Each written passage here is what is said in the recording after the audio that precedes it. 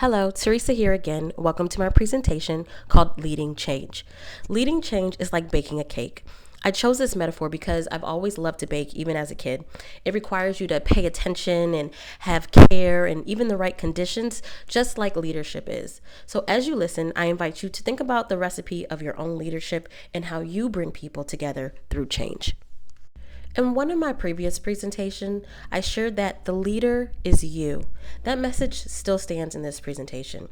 The world just doesn't need CEOs. It needs caretakers, community builders. It needs everyday leaders. And just like baking, leading through change is about combining the right ingredients, thoughtful steps, and trusting in the process. This presentation is my recipe. While studying this week, I found one verse that really grounded me as a leader. It's Proverbs 11:14, and it says, "Where no counsel is, the people fall, but in the multitude of counselors there is safety." Leadership isn't just a solo act. My strength as a leader comes from knowing when I can lean in on others for wisdom, whether it's my team, mentors, or if it's just me speaking to God. I don't lead alone. Wisdom is the foundation of good leadership. Which brings me to my first point. The recipe matters. Each cake starts with a recipe. Every leader needs a set of guiding principles. Mine are rooted in clarity, emotional awareness, intentionality.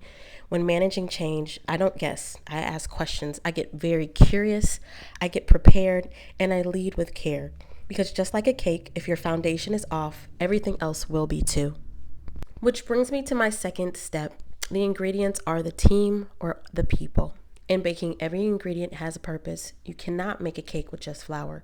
It's the blend that brings it to life. The same is true for a team. Each person adds something essential. And like the Platinum Rule teaches, treat people how you want to be treated.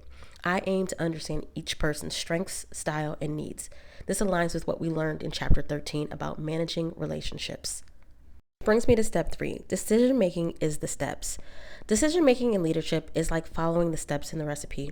First, we have to set the temperature. That allows for strategic direction. Then we mix all the ingredients. That's tactical, team planning, team level planning. And then finally, we pour the batter. That's the operational in the day to day. I don't just rely on logic. I use rational thinking when needed, intuition when it fits, and sometimes I go for the best good enough option known as bounded rationality.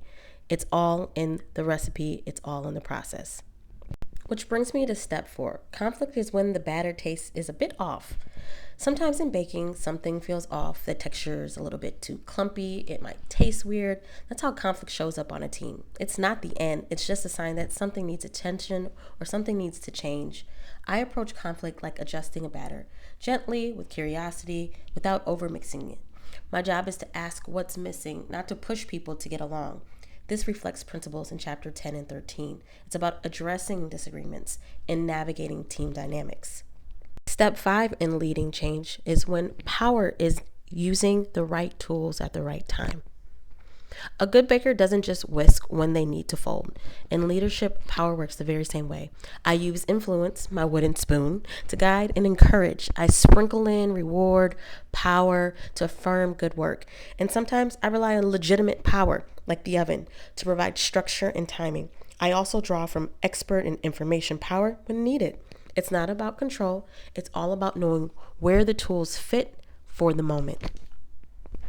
Step number 6 is letting the cake rest, autonomy. Once the batter is in the oven, you have to let it rise. Constantly checking ruins it. The same goes for micromanaging. People perform better when they feel trusted. That's why I believe in autonomy. Just like Daniel Pink's Puzzle of Motivation teach, I love to give space, offer guidance, and let the team rise into their role. And when the cake comes out, you have to let it rest.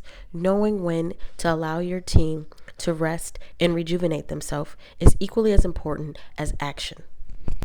And finally, step 7, as a leader, I serve and I share. A cake isn't meant to stay in the kitchen once it's done being baked. It's meant to be shared. Leadership is the same. I don't lead to be seen. I lead so that I can serve. Cialdini talks about the rule of reciprocity, how giving first creates trust. I love to pour in support, consistency, and care so others feel safe and inspired to do the same. In conclusion, just know that every layer matters, from how we speak, act, show up when no one's watching. That's impression management. It's not just about the image, it's about integrity. Thank you.